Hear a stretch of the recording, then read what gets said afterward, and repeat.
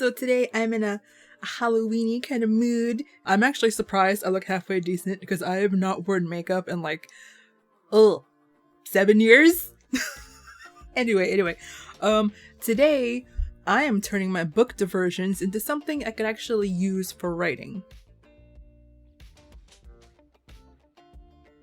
We're looking at two main characters in similar circumstances who are meant to play the same role. One I loved, and the other one totally sucked. Obviously there's some bias in here, but I will explain myself. So who are our two characters? Number one, we have Lou from Serpent and Dove.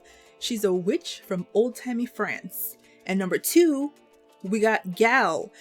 He is the heir to Empire in space. You might be thinking like, wow, Tamama, these two people could not be more different in literally every aspect you can think of. Why are we comparing them? That's because they were both written to be the annoying smartass. Two people held behind enemy lines, using their love interest as a buffer to keep them safe from their enemies. But at the same time, their love interest is also the enemy. So a quick overview, to give us a basis, spoilers. Spoilers from here on out. Our girl Lou gets forced into marrying a witch hunter, which also forces her to be living in this tiny little barracks room with him. And she's not really allowed to go anywhere. She's not allowed to leave the place alone. And it's pretty misogynistic. The story is definitely touching on those themes. However, she uses this to her advantage because she's got witches who are trying to kill her, and if she's in the middle of the witch hunters, she's safe. Gal's captivity is more overt. He's an actual prisoner. There's a rebellion going on and he got captured. So this rebellion is kind of keeping him in captivity as a collateral and also as insurance, because they know that he's the only heir to this empire, so his mother is not going to carpet bomb a planet that he's on. His love interest in the previous book was established to be the long-lost heir to this destroyed empire, and he has been lifted up to be the figurehead of the rebellion.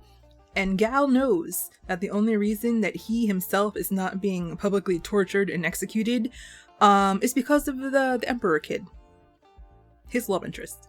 So, which one of these characters was done right? It's Gal. It's definitely Gal. I know Lou has a very solid fan base, and I'm literally sticking my hand into the fire with this video, but if you like Lou, I'm not judging. This is me putting my thoughts out there about why a solid chunk of people would not like this character, including me. So these are my reasons of why I think she didn't work for me. And I don't think I'm that unique when it comes to this kind of stuff, so this could apply to many people. Hopefully this will be helpful, and if you like Lou, hopefully this video won't torture you. Alright, so full disclosure before I get into it, I'm walking into this fully aware that people are much less tolerant of bad behavior from women than they are from men. And the male character in this comparison did have the benefit of being the love interest in a previous book. Unfortunately though, this is also something to take into consideration when you're writing.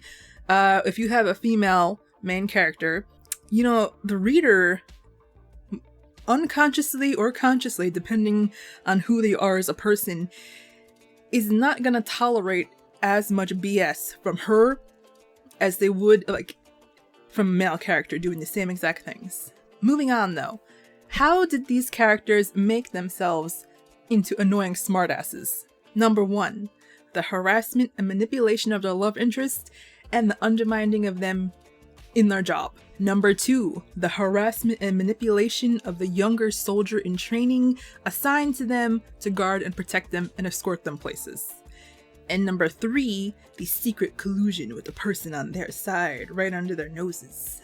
I'm not going to discuss number three too much because, frankly, I think they both did that very well, that one aspect very well. So there's nothing to compare there because it's both good. I just wanted to mention it because I could not believe how similar the circumstances were between these two completely different characters, and I just wanted to mention that. Anyway, focusing on number 1. Both characters give their love interests so much flack. And it's because they hate them. I mean, really hate them. Lou hates her love interest because it's his job to kill her and all her witch friends, and she was forced into marrying him. Also, he's kind of misogynistic, which is easy to forget because all the other characters are like 300 more times misogynistic, but he is himself, sketchy, little sketchy. Gal hates his love interest, Etienne, because Etienne stabbed him in the back. Etienne is jeopardizing the safety of Gal's empire and his citizens, and getting so many people killed after spending the previous book going on and on about how Gal would be an amazing emperor and how he wants to get Gal back home so he can like ascend to the throne and like start an era of peace in the empire. Massive betrayal has happened. It's really bad. It's like, oh hey, can you turn around for a second so I can get my knife back, please? Thank you. So because of these crappy circumstances, both of these characters are turning themselves into a nuisance whenever they can. All the time. 24/7. I'm gonna make this person hurt by my sheer annoyingness. That's not a word, but you know what I mean. They're saying annoying stuff. They deliberately make their love interest look bad in front of their subordinates. And the personal jabs are savage. Savage, oh my god. So what separates them?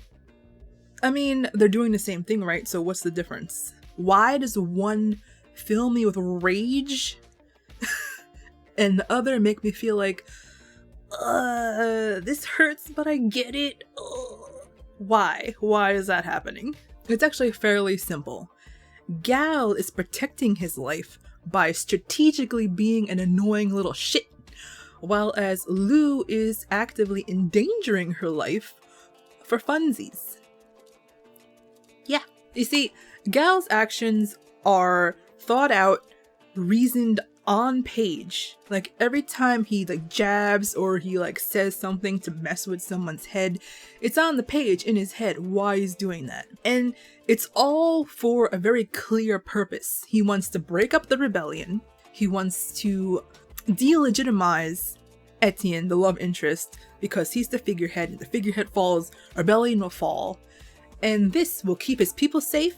It will keep him safe. It can get him back home. And it has the added petty benefit of getting back at the person who hurt him. And the person he's doing it to, like, really did do some serious damage to the main character. Like, as the reader, it's like you see him doing these things and you're like, no, don't do that. But at the same time, you're like, he kind of deserves it, doesn't he? And all of that is very clear on the page. Like, there's no guesswork. There's no, like, oh, I'm sussing this out through little details. It's very clear. I'm doing this because of this. Lou, on the other hand, has no strategy. Any opportunity she could take to dig into this guy, she is taking it. And her ultimate goals in the book are completely unrelated to her messing with him. Completely unrelated. She goes out and does her plot-related things, okay? Scheming, sneaking around, thievery. And then she, like, comes home at the end of the day and, like, makes this random man's life just a complete living hell. Complete hell. She is safer, plot-wise, where she is right now, married to this man in this place. And everything she's doing is, like, pushing herself a little bit farther out the door. You know, it's like, one day he's just gonna be like, screw it, screw this girl, getting rid of her. In the beginning, he's gotta keep being married to her because, like, there was an incident. And he was, like, accused of attacking her. And the reason that he got forced into marrying her was to be like, oh, it's okay to beat your wife, so let's pretend she's your wife. But, like, eventually people aren't gonna remember that incident happened, and he could just ditch her. And she'll go to jail, and he'll go on with his life. Why is she poking him? Why is she doing that? And, like, she's poking him not only like that, but, like, even specific things, like little things he tells her to do. He's like, don't go up that staircase. And as soon as he says that, she thinks to herself, screw that, I'm going up that staircase. And going up that staircase is what reveals her location to the witches. That is what puts her in danger. Like, before that, she was totally safe. They didn't know where she was, but she was like, screw this guy, and did exactly what he told her not to do, and now she's in trouble. You don't discover that going up the staircase was what revealed her location till the end of the book, but it is what happens. And here's the thing. Her lashing out at him like this, just indiscriminately like this, could have really worked. It really could have worked. Because it's true. His job is to kill witches like her. And people like him have been killing her friends, her like family, whatever, old, young, 4 years old, 90 years old, everyone all the time. We're just getting murdered, okay? And we know as the reader that this man, if he found out that she was a witch, like, he would strangle her with his bare hands and then burn her body and feel nothing about it. He would be totally fine. He would walk away and have no bad feelings about it whatsoever, except for the fact, like, ugh, I touched a witch.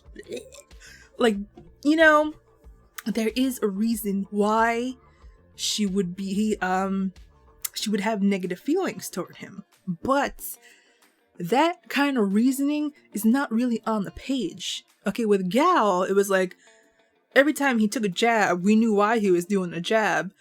With Lou, it's like, it just comes out of nowhere. It feels like she's just doing it because she's bored, not because she hates him and what he represents. It could have worked if that was how it was presented. I mean, the thoughts cross her mind every once in a while, but 90% of the time, it just reads like she's doing these things because she thinks he's dumb and his religion is stupid. Gal, on the other hand, like, he had the strategy in his head. Like, every time he dug that knife in a little deeper, we knew why he was doing it. He wasn't being a jerk just to be a jerk. Lou really reads like she's being a jerk to be a jerk. And one thing that also worked against her was that Reed, the guy she got married to, not the greatest personality, but at the end of the day, he didn't really do anything to her. He is also forced into this situation because of her, because she went and broke the law and then ran into him, and like the weirdest thing happened. The marriage is her fault. Let's just say this, the marriage is her fault.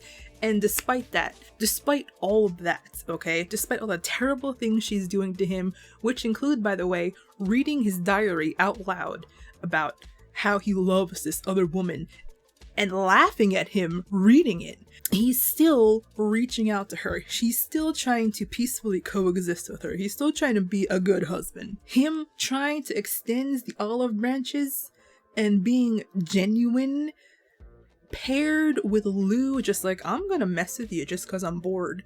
Like, it's super bad. It looks really bad. It's like smacking a puppy in the face. It really does come off like that. Coming back to Gal, his love interest, Etienne, he also reaches out. He also tries to extend olive branches, and he is also smacked down. Kinda like how Rita's smacked down. The issue is, Etienne knows what he did, and he knows that he deserves it. There's like a justification there that the characters are aware of. Whereas Reed's just getting beat down for existing. It's not a good look. Anyway, main takeaway from this section, make sure your character's annoying actions make sense for their ultimate goals, and the target is not a puppy getting smacked in the face. Moving on to number 2, our main character is messing with a younger soldier assigned to protect and escort them places. Here's the interesting part, okay? In this section, Lou is actually the better person. She is teasing this younger guy relentlessly, but it's kind of more like a, oh, you're adorable. You are really adorable. But unfortunately, I do have to make your life a living hell to do my things. That's the difference. We know why she was teasing the young guy, We know why she was manipulating the young guy. She had goals and she was accomplishing them by doing that. Whereas Gal was like straight up manipulating a girl into like getting herself killed. It was really messed up. And yet still, he wins this section. He came off better. It's not because of like the severity of what they were doing. It's the voice. Gal sounds like a teenage space emperor in training who has been living in a military barracks undercover for like the past 10 years or whatever. He sounds like that. He does. His dialogue, it fits him. It sounds era appropriate. It works. Lou, on the other hand, Lou was supposed to be like the 1700s, 1800s, something like that, French witch, okay? But she sounds like a modern day teenager who thinks she's an adult because she has sex in bars and like sings dirty songs. That's literally what she sounds like. She could be plucked right out of friggin' some random bar down the street. And it was really annoying. Annoying me, the reader, okay? The annoying character is supposed to annoy the other characters, not us. I could have lived without the Big Titty Liddy song. Oh my god, could I have lived without the Big Titty Liddy song? And it wouldn't go away. It would not go away. And that's really what this section came down to. Even though Lou was a better person, she was less messed up, she had clear goals, and like, for all accounts and purposes, she was written well in this regard, okay? I don't know why I air quoted that. Her voice killed it. Just killed it. That little edge she had over Gal, boom, dead by the voice. Otherwise, she would have came out more likable than Gal here. Even though Gal was doing something so much more objectionable and with such high stakes. Something that would actually upset a reader who had grown to love this character in the previous book that he's like sabotaging to kill herself. He was doing it as him, not as that annoying kid in high school who like told dirty jokes all the time and thought it made them cool. We have all been on the receiving end of an inappropriate joke where he has to be like, ah, yeah, right. It sucks. Now imagine an American teenager dressed up like an 1800s French girl, screaming them at you. Literally yelling out these jokes to you. I wish I was exaggerating, but that is exactly what she did to him. And that's why Gal wins this round too. Main takeaway. Voice is important. Voice is very important. Especially when you're messing around with a character who is written to be annoying, because that was the plan for these characters. They were meant to be annoying people. You gotta nail that voice. It's a fine line. I feel like Lou missed it by a mile, but it's still a fine line to miss. I acknowledge that. It's very easy to miss this line. Anyway, those are my two main points for making an annoying character work. They gotta have reasons that the reader can understand. The person, I guess there's 3 points. The person they're doing it to has to deserve it. And number 3, please, for the love of God, work on your voice. Voice is very important. Reasoning, deservance, voice. Might have made up a word. Anyway, I hope something useful was in there. I know I got something out of it by analyzing this that I'm going to take forward into my future book endeavors. And I hope I articulated that properly instead of this turning into like a big hate rant. This was meant to have a purpose.